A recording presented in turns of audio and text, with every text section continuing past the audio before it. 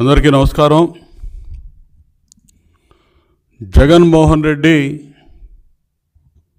అవినీతి పత్రిక సాక్షి అబద్ధాలని నిత్యం ప్రసారం చేసే సాక్షి ఛానల్ పత్రిక. ఈ రెండిట్లో చంద్రబాబు నాయుడు గారి విదేశీ పర్యటన మీద నిన్న ఈరోజు విషపు రాతలు రాస్తూ ఉన్నారు. ఒకరోజు అనుమతి లేకుండా అమెరికాకి వెళ్ళాడని, ఈరోజు ఇటలీకి వెళ్ళాడని, దానికి ఏదో వీళ్ళు అనుమతి తీసుకోలేదన్నట్టుగా రాస్తూ ఉన్నారు.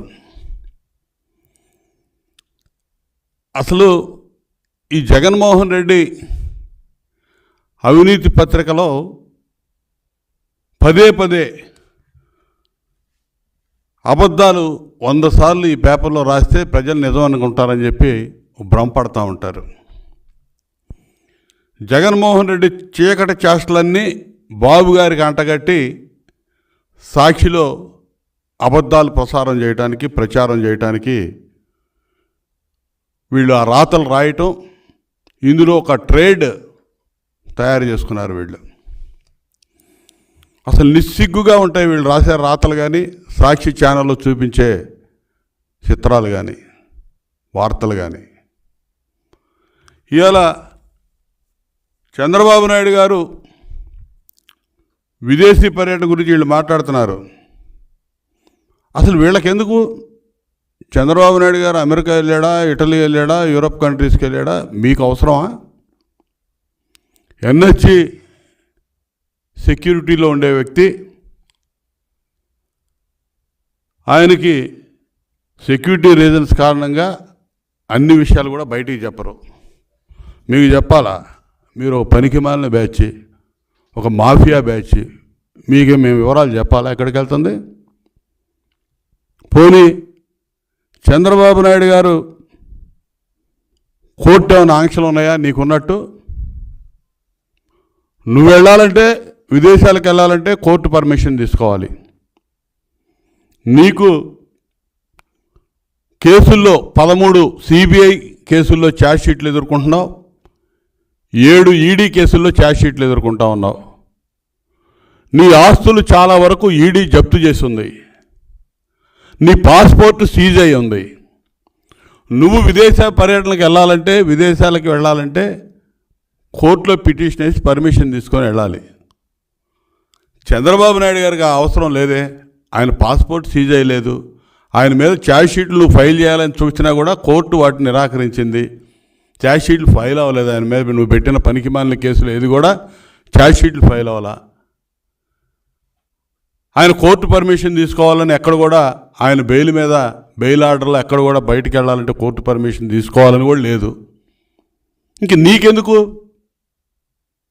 అవిశ్రాంతంగా పనిచేస్తాడు చంద్రబాబు నాయుడు గారు, ఆయన ఫ్యామిలీ. ప్రతి సంవత్సరం విదేశీ పర్యటనలకు వెళ్ళడం అలవాటు. అదేవిధంగా ఈ సంవత్సరం కూడా వెళ్ళారు. నువ్వు చెప్పాలి.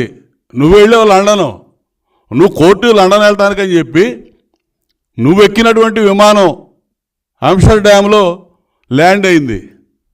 దీనికి నువ్వు వివరణ ఇచ్చుకోవాలి. నువ్వు నేరస్తుడివి, నువ్వు వివరణ ఇవ్వాలి. నువ్వు చెప్పిన కాడికి వెళ్ళాల్సిన అవసరం నీకుంది, లేకపోతే క్రైమ్ అది. చంద్రబాబు నాయుడు గారు చెప్పి వెళ్ళాల్సిన అవసరం లేదు. నువ్వు ఎక్కడికి వెళ్తున్నావో కోర్టులో పిటిషన్ ఫైల్ చేసి, నేను పలానా చోటకి పలానా కారణం మీద, పలానా పని మీద వెళ్తున్నానని చెప్పి నువ్వు అడిగి వెళ్ళాలి. నువ్వు దాన్ని తప్పితే నువ్వు వైలేషన్, అది నువ్వు వివరణ ఇవ్వాలి. రేపు వచ్చినాక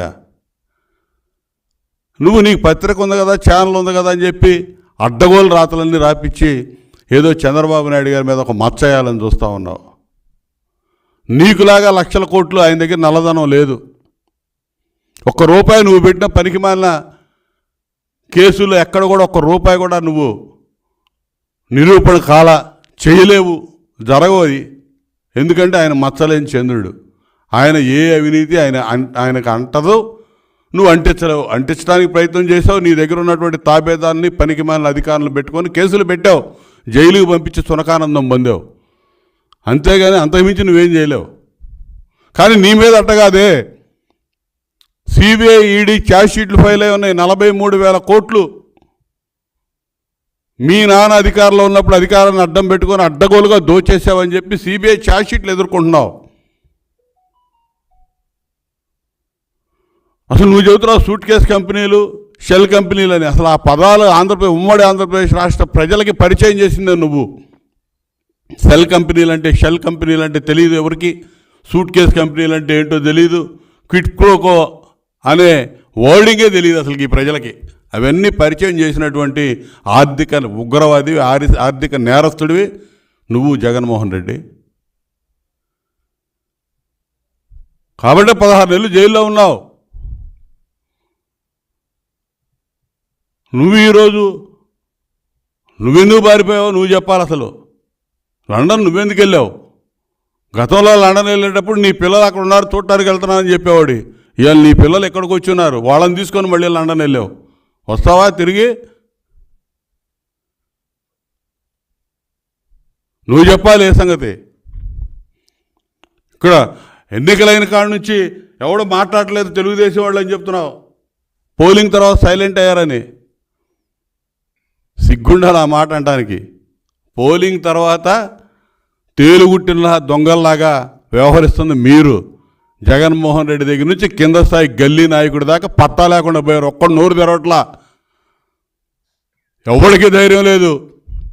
చెప్పానండి పలానా నియోజకవర్గంలో నేను గెలుస్తానని ఎవడన్నా వచ్చి ఇంకా అవాకులు చవాకులు ఆ పనికి మేల 4-5 మంత్రులు, మాజీ మంత్రులు, ఇప్పుడు మంత్రులు ఉన్నవాళ్ళు మాట్లాడుతూ ఉన్నారు తప్ప అప్పుడప్పుడు ఏదో మాట్లాడకపోతే, ఏదో నమ్మబలకపోతే కౌంటింగ్ ఏజెంట్లు కూడా కూర్చునే పరిస్థితి లేదు.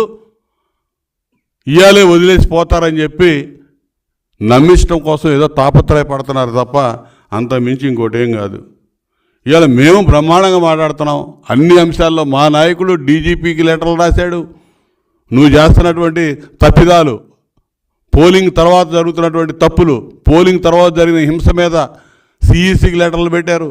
నువ్వు ఆర్థిక క్రమశిక్షణ లేకుండా అడ్డగోలుగా బిల్లులు అవన్నీ నీ కాంట్రాక్టర్లు చెల్లించాలని చెప్పి చూస్తే దాని మీద గవర్నర్ గారికి లెటర్ రాశాడు మా నాయకుడు చంద్రబాబు నాయుడు గారు. నువ్వు నోరు తెరవలా, నువ్వు కిక్కురు మళ్ళా, నీ నాయకులు కిక్కురు మంటలా. మీరు పారిపోతా ఉన్నారు ఎటోళ్ళటు. మేము పూర్తి కాన్ఫిడెన్స్తో ఉన్నాం. ప్రజలు మా మీద నమ్మకంతో నువ్వు ఒక పనికి మాలినాడు అని అర్థమయ్యి విపరీతంగా పోలింగ్ చేసి వాళ్ళు ఈ సైకో ప్రభుత్వాన్ని పారదోలాలని చెప్పి మాకు ఓటు చేశారనే పూర్తి విశ్వాసం మాకుంది. మేముగా సైలెంట్ అయింది, మీరు అయిపోయారు. నీకు కాకపోతే నీకు ఛానల్ పత్రిక ఉంది కాబట్టి నీ అడ్డగోలుగా రాతలన్నీ రాస్తూ ఉన్నావు. ఇక నీ పేపర్లో రాస్తావు చంద్రబాబు గారు కోర్టు పర్మిషన్ తీసుకోలేదు విదేశీ పర్యటన. కానీ ఉందా? కోర్టు పర్మిషన్ తీసుకోవాలని ఉందా? లేదు కదా. నీకు పత్రిక ఉందని, ఛానల్ ఉందని ఇష్టం వచ్చినట్టు రాస్తే నువ్వు డిఫమేషన్ సూట్ ఖచ్చితంగా నీ మీద ఫైల్ అయ్యిద్ది. ఈ అంశంలో నీ పత్రికకి సంబంధించి ఎవడెవడైతే ఎండీలు, ఎవరెవరైతే ఎగ్జిక్యూటివ్ డైరెక్టర్స్, ఇతరత్ర ఈ వార్త రాసిన వాళ్ళు ఉంటారో వాళ్ళందరూ కూడా రాబోయే రోజుల్లో శిక్షార్హులే.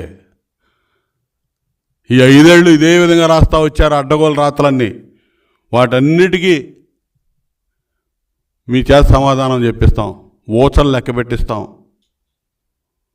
నీకులాగా జగన్మోహన్ రెడ్డిలాగా చంద్రబాబు నాయుడు గారి దగ్గర అవినీతి సొమ్ము లేదు, సూట్ కేసు కంపెనీలు లేవు. విదేశీ పర్యటనకి వెళ్తే వెళ్ళేసి వస్తాడు ఆయన, అంతవరకే విహారయాత్రకి వెళ్ళి. నీకులాగా దాచుకోవటం, ట్రాన్స్ఫర్లు చేయటం అటు ఇటు ఇటు అటు.